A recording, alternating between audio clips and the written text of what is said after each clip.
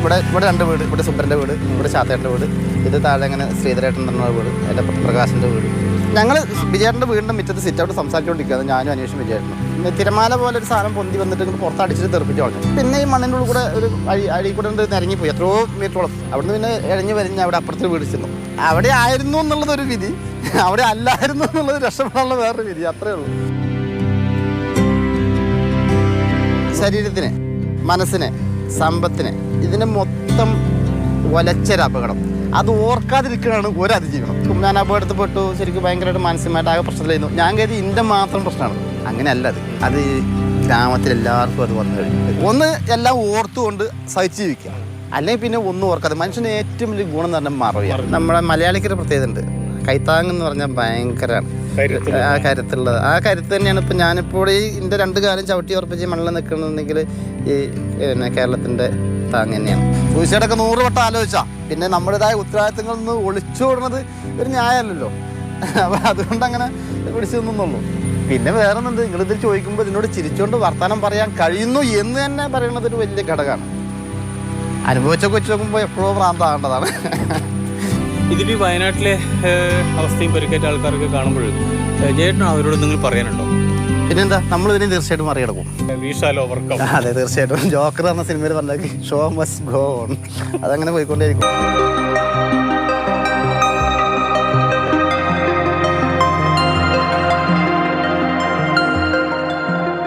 കവളപ്പാറയിൽ നിന്നും പെട്ടിമുടിയിൽ നിന്നും മുണ്ടക്കൈയിലേക്ക് കരയിലൂടെ ഒരൽപ്പം ദൂരമേറെയുണ്ട്. എന്നാൽ ഈ 2ഇടത്തും മഹാദുരന്തത്തെ അതിജീവിച്ച മനുഷ്യരുടെ ഹൃദയത്തുടിപ്പുകൾ തമ്മിൽ തരി പോലും അകലമില്ല. 5 വർഷം കൊണ്ട് മനുഷ്യർ ആർജിച്ച മനക്കരുത്തിന്റെ മാതൃക മുണ്ടക്കൈയിലും മിടിച്ചു തുടങ്ങിയിട്ടുണ്ട്. അതിജീവനം അരികെയാണ്.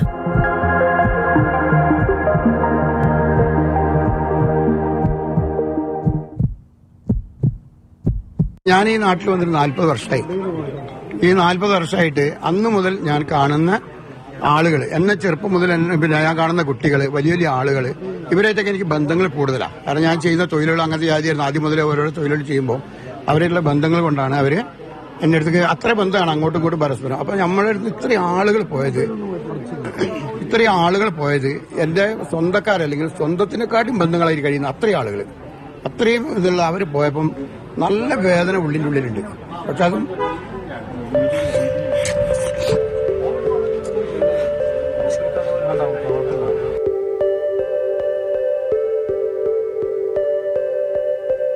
അല്ലാതെ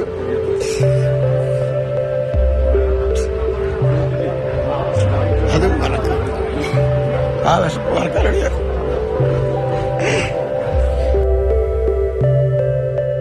ആ വിഷമം മറക്കാനാണ് ഇങ്ങനെ എല്ലാവരും കാണുന്നവരോട് ചിരിച്ചു കളിച്ച് ഓരോ ചായ ഉണ്ടാക്കി കൊടുത്തു.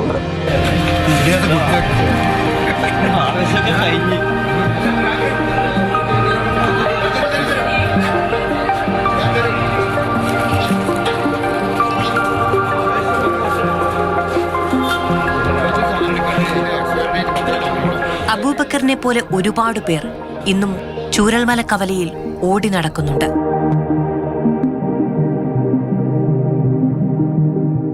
ഉറ്റവരുടെ ഉയിരുപോയ നോവു വേട്ടയാടുമ്പോഴും അവർ സ്വയം മനസ്സിനെ പറഞ്ഞു പരുവപ്പെടുത്തുന്നുണ്ട്. തിരിച്ചുപിടിക്കേണ്ടതിന്റെ, ചങ്കുറപ്പോടെ ചേർന്നു നിൽക്കേണ്ടതിന്റെ, ഒറ്റയ്ക്കായവരെ ചേർത്തു നിർത്തേണ്ടതിന്റെ എല്ലാം തിരിച്ചറിവിലൂടെ അവർ ചലിച്ചു തുടങ്ങുന്നു. ദുരന്തമുഖത്ത് നിന്ന് 8 ദിവസങ്ങൾ പിന്നിടുമ്പോൾ എടുത്തു പറയേണ്ട ഒരു കാര്യം, വീണ്ടും ജീവിതങ്ങൾ ഇവിടെ തളർക്കുമോ എന്ന ചോദ്യമാണ്.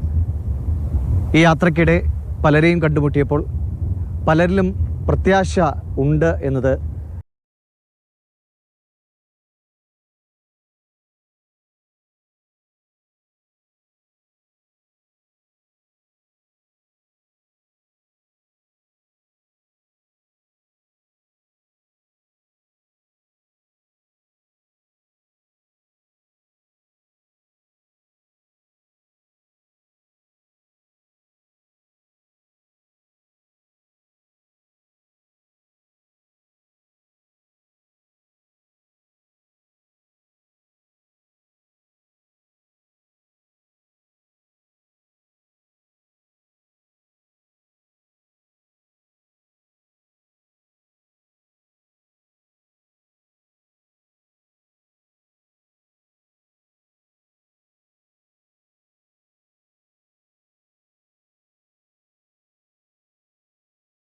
അടയാളങ്ങൾ തേടിയിറങ്ങി ചിലർ.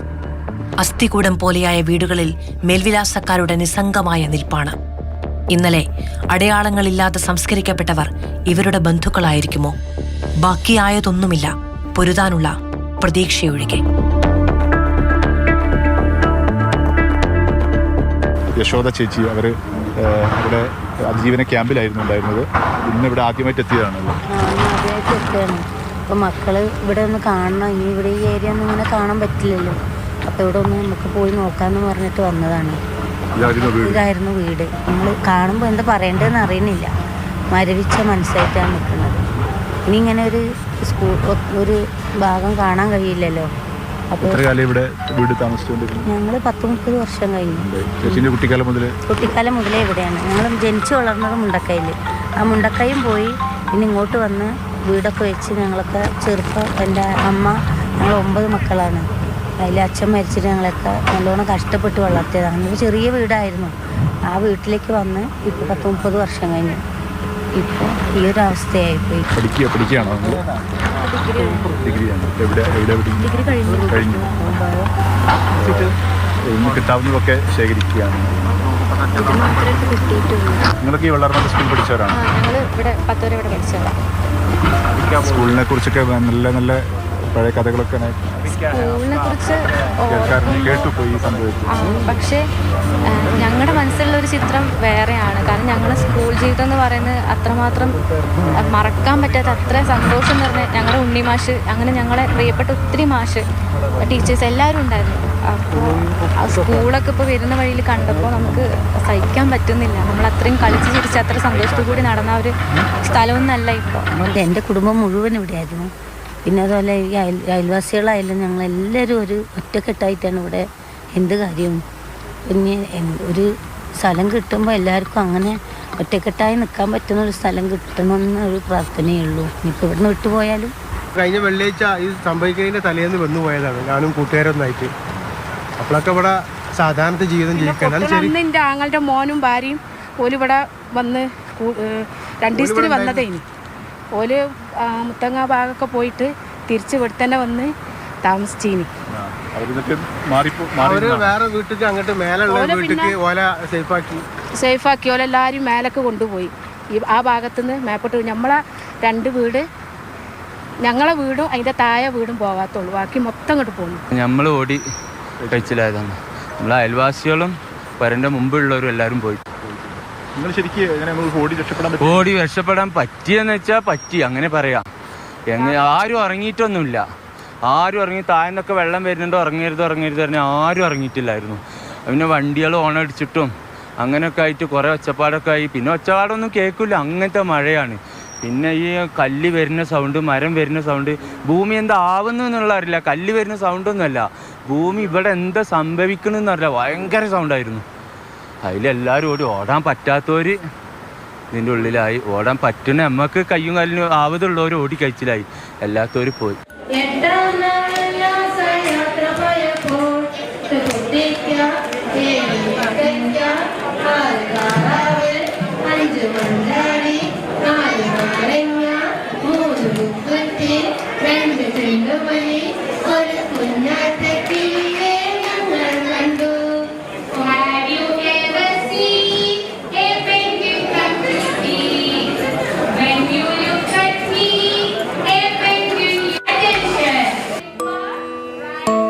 മുഖങ്ങളിൽ പുഞ്ചിരി തളിരിടുന്നുണ്ട്.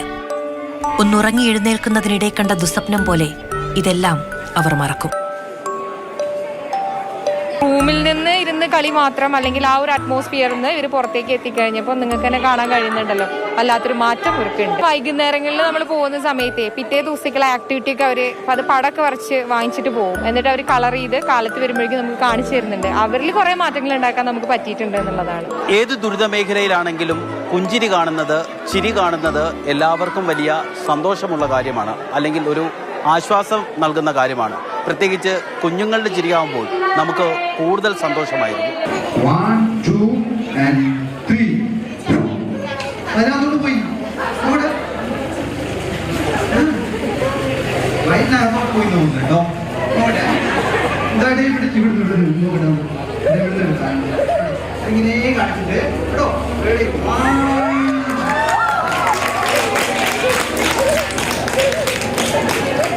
കുഞ്ഞുങ്ങളുടെ ഈ കളിയും ചിരിയും മുതിർന്നവർക്കും മുന്നോട്ടുള്ള യാത്രയുടെ ഇന്ധനമാണ്. ക്യാമ്പിലിരുന്ന് അവർ ഇനിയുള്ള ജീവിതം തുന്നിയെടുക്കുകയാണ്. ദുരന്തത്തിൽ എല്ലാം നഷ്ടപ്പെട്ടവരുടെ ഒരു പ്രധാന പ്രശ്നമെന്ന് പറയുന്നത് വസ്ത്രങ്ങളായിരുന്നു. പലരും ഇട്ട ഡ്രസ്സുമായാണ് ക്യാമ്പുകളിലെത്തിയത്. എന്നാൽ അവർക്ക് നല്ല മനുഷ്യർ വസ്ത്രങ്ങളൊക്കെ നൽകി. പക്ഷേ ചിലത് പാകമാകാത്തവയായിരുന്നു. അതിൽ എന്തു പരിഹാരം കാണാമെന്ന ആശയത്തിൽ നിന്നാണ് ഒരു സ്റ്റിച്ചിങ് യൂണിറ്റ് എന്ന നിലയിൽ ക്യാമ്പിൽ സജ്ജീകരിച്ചത്. ഇവിടെ സ്റ്റിച്ചിങ് യൂണിറ്റ് പ്രവർത്തിക്കുകയാണ്. തികച്ചും ഒരു സേവന നിരതരായി കാര്യങ്ങൾ ചെയ്യുകയാണ് അല്ലേ? അതെ അതെ അതെ അതെ. എല്ലാവർക്കും ഭയങ്കര ലൂസായിരുന്നു ഓരോ ഡ്രസ്സുകളൊക്കെ. എന്നിട്ട് നൈറ്റിയൊക്കെ നമുക്ക് സ്റ്റിച്ച് ചെയ്യാണ്ടിടാം, ഒക്കെ ഒന്ന് ആൾട്രേഷൻ ചെയ്ത് കൊടുക്കാമെന്ന് വിചാരിച്ചു. അത് നമ്മളെ ഒരു ഉമ്മൈബ എന്ന് പറഞ്ഞ താത്താൻ്റെ നേതൃത്വത്തിലാണ് നമ്മൾ ചെയ്യുന്നത്. എല്ലാവർക്കും എല്ലാം പാൻറ്റും ബനിയനും ഷർട്ടും ഒക്കെ ചെയ്ത് കൊടുക്കുന്നുണ്ട്. ഒരുപാട് പേര് ഇത്തരത്തിൽ ആവശ്യങ്ങളായി വരുന്നുണ്ട്. അവർക്കൊക്കെ രാവിലെ മുതൽ വൈകിട്ട് വരെ ഇരുന്നു. അതെ അതെ. നമ്മൾ 3 ആളുണ്ട് സ്റ്റിച്ചിങ്ങിന് ഇരിക്കുന്നത്. 2 മെഷീൻ വെച്ചിട്ടുണ്ട്. എല്ലാവർക്കും ആര് വന്നാലും എല്ലാവരും എന്താണോ ആവശ്യപ്പെടുന്നത് അതേ രീതിക്ക് തയ്ച്ചു കൊടുക്കുന്നുണ്ട്.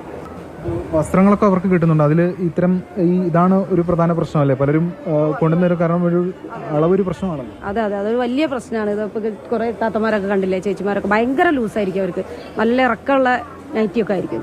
അപ്പോൾ ആൾട്രേഷൻ ചെയ്യാനിടൽ ഭയങ്കര ബുദ്ധിമുട്ടാണ്. അപ്പോൾ അതിനനുസരിച്ച് നമ്മൾ ചെയ്തു കൊടുക്കുക. അങ്ങനെ സ്റ്റിച്ചിങ് ചെയ്യുന്നതാണ് അല്ലേ? അത്യാവശ്യമൊക്കെ അറിയാം. അപ്പോൾ അതുകൊണ്ട് നമ്മൾ ഇവർക്ക് ചെയ്തു കൊടുക്കുന്നുണ്ട്. നിങ്ങൾ സന്നദ്ധരായി മുന്നിട്ടിറങ്ങി? ഇറങ്ങി. നമ്മൾ സ്കൂളിലുണ്ട്. നമ്മൾ കുറേ ദിവസമായി, ഒരാഴ്ചയായിട്ട് നമ്മളിവിടുത്തെ പാരൻറ്റും കൂടിയാണ്. അപ്പോൾ എല്ലാ സജ്ജീകരണത്തിനും നമ്മൾ സഹായിക്കുന്നുണ്ട്. എല്ലാത്തിനും നമ്മൾ ഒരുപാട് സാധനങ്ങൾ നമുക്ക് ലഭിക്കുമെങ്കിലും ഈ സൈസ് കറക്റ്റ് ആകുക എന്നുള്ളത് വലിയൊരു പ്രയാസമാണ്. ഇപ്പോൾ നമുക്ക് ചുരിദാർ വേണമെന്ന് പറയുമ്പോൾ ഒരുപാട് ആൾ കൊണ്ടുപോകണം വരും. പക്ഷെ നമ്മളെ ക്യാമ്പംഗങ്ങൾക്ക് അത് കറക്റ്റ് ആയിക്കൊള്ളണമെന്നില്ല. അപ്പോഴാണ് നമ്മുടെ പാരൻസും അതുപോലെ ഇവിടുത്തെ ആശാ വർക്കർമാരെല്ലാവരും കൂടിയിട്ട് നമുക്കിവിടെ ഒരു യൂണിറ്റ് ചെയ്യാം. അപ്പോൾ നമ്മളെ പാരൻസിന് അയാൾപ്പെട്ട തയ്ക്കാൻ അറിയുന്ന അവർ ഇവിടെ എല്ലാവർക്കും അവരുടെ സൈസ് കറക്റ്റാക്കി സാധനങ്ങൾ എത്തിച്ചു കൊടുക്കുന്നുണ്ട്. അത് വലിയൊരു സഹായമായിട്ടാണ് ക്യാമ്പിന് നമുക്ക് ബോധ്യപ്പെടുന്നത്.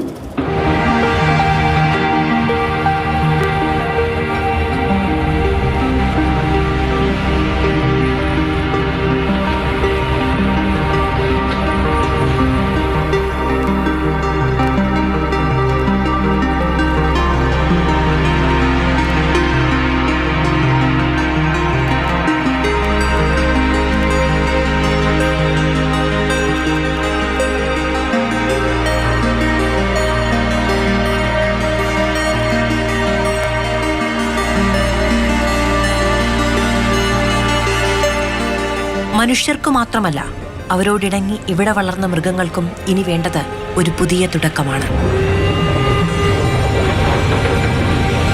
ഇവരെയൊക്കെ ജീവിതത്തിലേക്ക് തിരികെ കൈപിടിച്ച് കയറ്റുന്ന ആനിമൽ റെസ്ക്യൂ ടീമാണ് നമ്മോടൊപ്പം ഉള്ളത്. എങ്ങനെയാണ് ഇപ്പം ഇത്രയും ദിവസങ്ങളുടെ തന്നെ ഒരുപാട് ജീവികളെ എങ്ങനെ രക്ഷിച്ചോ? അതെ അതെ, കുറേയേറെ മൃഗങ്ങളെ ഈ കഴിഞ്ഞ 4 ദിവസങ്ങളായിട്ട് ഞങ്ങൾക്ക് ടീമായിട്ട് രക്ഷിക്കാൻ കഴിഞ്ഞു. ഞങ്ങൾ ഏകദേശം ഒരു 14 പേരടങ്ങുന്ന ഒരു ടീമായിരുന്നു. ഞങ്ങൾക്ക് കിട്ടിയതാണ്, വളരെ വീക്കായിട്ടാണ് കിട്ടിയത്. നമ്മൾ വെറ്റിനറിയിൽ അറിയിച്ച് നോക്കിയപ്പോൾ അനീമിക്കാണ്, വളരെ വീക്കാണ്. അപ്പോൾ എന്തായാലും ഡോക്ടേഴ്സിനെ കാണിച്ച് ഇവരെ സുരക്ഷിത സ്ഥാനത്തേക്ക് മാറ്റാൻ വേണ്ടിയിട്ടാണ്.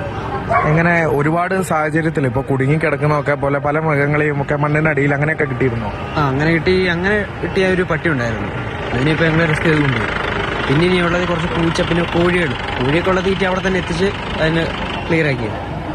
അല്ലാത്ത ഈ ഒരു നിസ്സഹായാവസ്ഥയായിരിക്കും മൃഗങ്ങൾക്കും. പലരും ഈ ഭക്ഷണം പോലും കഴിക്കാതെ ഇങ്ങനെ അലഞ്ഞു നടക്കുന്ന, ഭക്ഷണം കൊടുത്തിട്ട് പോലും കഴിക്കാത്ത മൃഗങ്ങളെയൊക്കെ നമ്മൾ കണ്ടു. എങ്ങനെയാണ് ഇവരെയൊക്കെ വീണ്ടും പല മേഖലകളിൽ നിന്നൊക്കെ എടുക്കുമ്പം ഉണ്ടാവുന്നത്? ഇവിടേക്ക് എത്തിപ്പെടാനുള്ള ഒരു പെർമിഷന് വേണ്ടി ഞങ്ങൾ കുറെ അലഞ്ഞായിരുന്നു. എന്തായാലും അത് ഒരു 4 ദിവസം കഴിഞ്ഞിട്ടാണ് കിട്ടിയത്.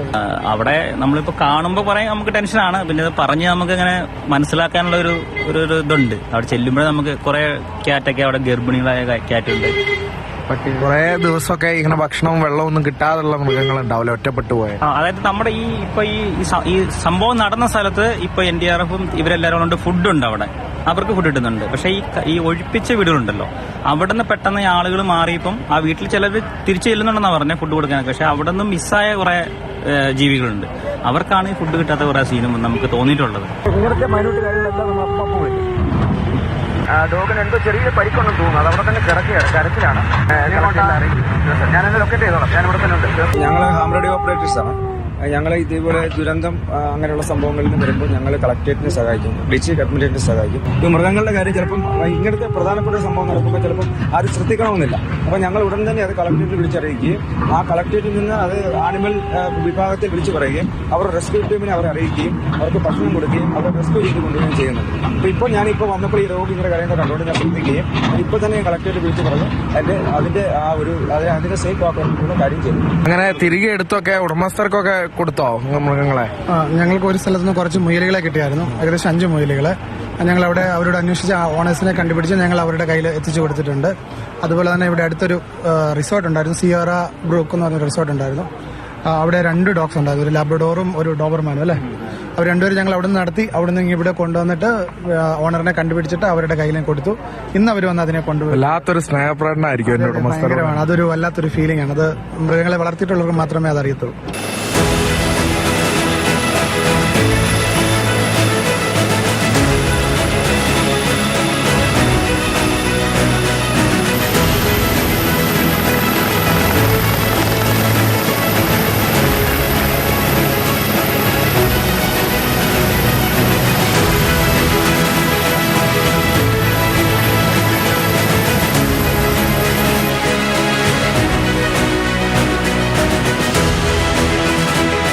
എട്ടാം ദിനവും എണ്ണയിട്ട യന്ത്രം പോലെയാണ് രക്ഷാദൌത്യ സംഘത്തിന്റെ പ്രവർത്തനം. രാജ്യത്തിന്റെ ശത്രുക്കളെ ചങ്കുറപ്പോടെ നേരിട്ടതിന്റെ മുഖമുദ്രകളുമായി അതിന് നേതൃത്വം നൽകുന്നത് മലയാളിയായ ഋഷി നായർ.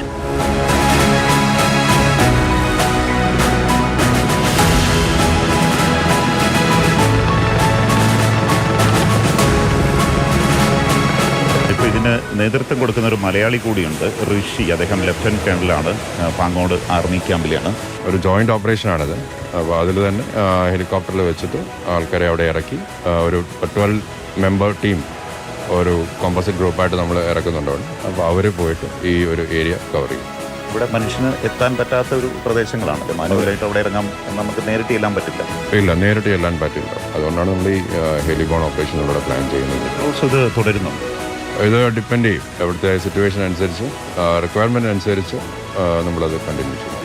വനംവകുപ്പിൻ്റെ ഗൈഡ്സിനെ നമ്മൾ കൂടെ കൊണ്ടുപോകുന്നുണ്ട്. അതുപോലെ തന്നെ SOGയുടെ ഗൈഡ്സ് നമ്മുടെ കൂടെ കൊണ്ടുപോകുന്നുണ്ട്. അങ്ങനെ അവസാനത്തെ കണ്ടെത്താൻ പറ്റുന്നതും കണ്ടെത്തുക അല്ലേ? അതെ അതെ.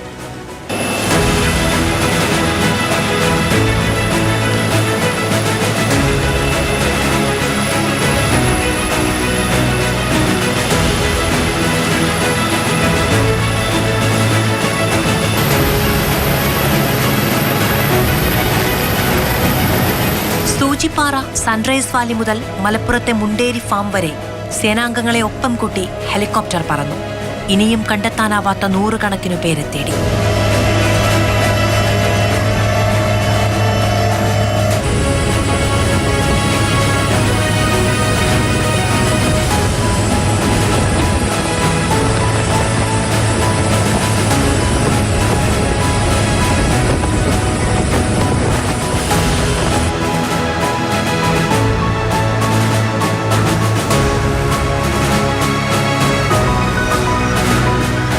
അങ്ങു മലമുകളിലും മുടക്കമില്ലാതെ നടക്കുന്നുണ്ട് തിരച്ചിൽ.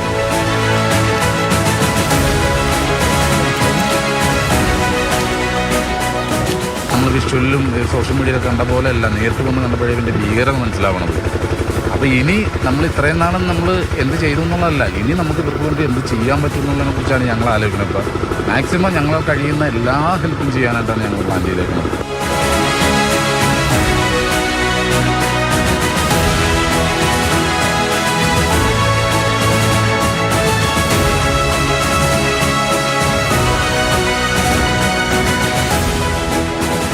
മനുഷ്യജീവനെടുത്ത മണ്ണൊഴുക്കിന്റെ പ്രഭവ കേന്ദ്രത്തിലേക്ക് ഇന്നൊരിക്കൽ കൂടിയെത്തി മാതൃഭൂമി ന്യൂസ് സംഘം.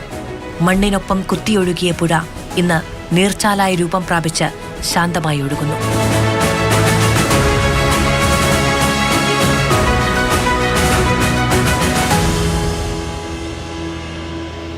ഞാനിപ്പോൾ ഈ നമ്മുടെ ഈ ദുരന്തത്തിൻ്റെ പ്രഭവ കേന്ദ്രത്തിൻ്റെ തൊട്ട് താഴെയാണത്. അങ്ങോട്ടേക്ക് നോക്കിയാൽ അതാണ് ആ ആദ്യ ഇടിവുണ്ടാകുന്ന അവിടെ നിന്നാണ്. ഇപ്പോഴും അവിടെ വെള്ളത്തിൻ്റെ ചാലിങ്ങനെ കാണാം, വെള്ള വരിയായിട്ട്.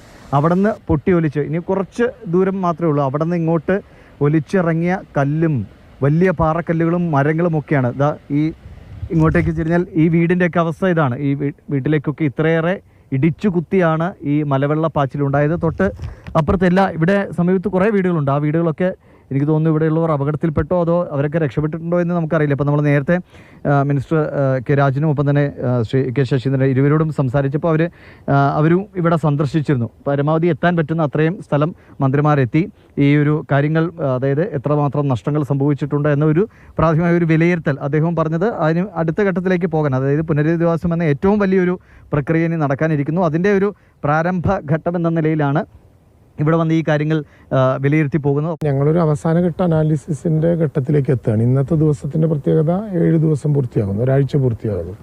അപ്പോൾ സ്വാഭാവികമായിട്ടും ഈ നടന്നുകൊണ്ടിരിക്കുന്ന പരിശോധനയെ അവരവർ തന്നെ അസസ് ചെയ്യാവുന്ന വിധത്തിൽ അവരാലോചിക്കുന്നുണ്ട്. അതായത് ചുമതലപ്പെട്ട വകുപ്പുകളൊക്കെ ആ പ്രവർത്തികൾ നിർവഹിച്ചുകൊണ്ടിരിക്കുകയാണ്. അപ്പോൾ അതായത് ഈ വീടുകളൊക്കെ പൂർണ്ണമായി ഇപ്പോൾ അപ്പുറത്തേക്ക് നോക്കിക്കഴിഞ്ഞാൽ ഈ ഒരു അപകടത്തിൽ നിന്ന് രക്ഷപ്പെട്ട വീടാണ്. അവിടെയും ഒരു ബൈക്ക് ഈ ചെളിയൊക്കെ അടിച്ചിരിക്കുന്നുണ്ട്.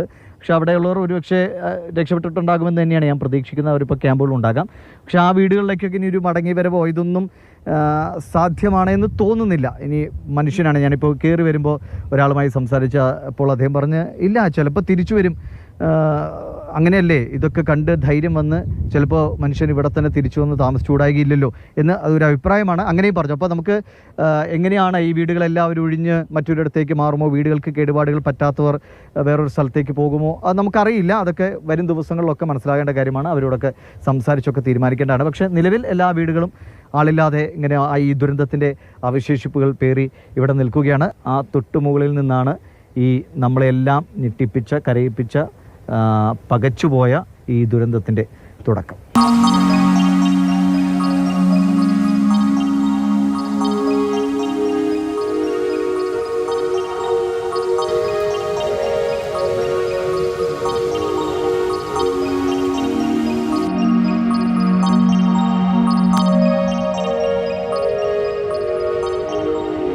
മനോഹരമായ പ്രകൃതി നല്ല മനുഷ്യൻ്റെ ജീവിതങ്ങൾ ഇവിടെ വീണ്ടും തളിർക്കാനുള്ള വഴിയൊരുക്കട്ടെ എന്നാണ് നമ്മൾ പ്രതീക്ഷിക്കുന്നത്.